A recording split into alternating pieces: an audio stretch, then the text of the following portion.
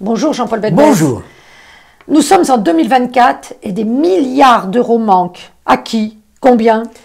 D'abord, il manque entre 6 et 8 milliards d'euros à qui?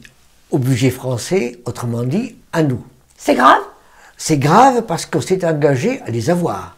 On s'est engagé vis-à-vis du Parlement européen, du Parlement français bien sûr, mais il est habitué de cette manière à ce qu'on ne lui dise pas tout, du Parlement européen et de la Commission européenne, et qui vous dire mais qu'est-ce que vous faites? Parce que vous êtes engagé sur un plan à plusieurs années pour peu à peu réduire votre déficit budgétaire et modérer la progression de votre dette, mais aussi peut-être surtout, on a des interrogations et on aura des interrogations par rapport aux agences de rating qui nous ont dit fin de l'année précédente, nous vous dégradons pas, mais nous vous avons à l'œil, nous vous mettons sous surveillance négative. Donc elle pourrait vraiment nous dégrader? Elle pourrait nous dégrader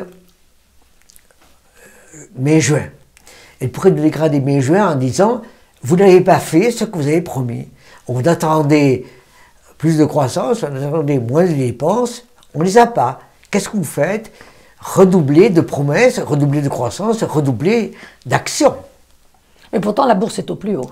La bourse est au plus haut et ça c'est le paradoxe incroyable. Et mondial.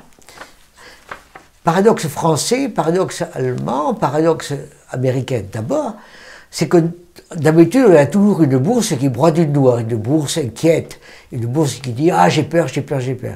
Là, la bourse dit « C'est vrai que la croissance économique, en France par exemple, sera de 0,9 alors qu'on attendait plus, mais c'est vrai que la bourse l'année prochaine, que la croissance l'année prochaine sera plutôt à 1,2 puis 1,3 ».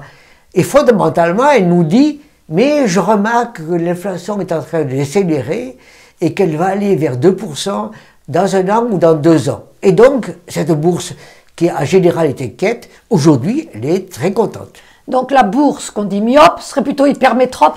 Les bourses est inquiète et en général myope, mais aujourd'hui, elle nous surprend tous, parce qu'elle regarde à 2 ans.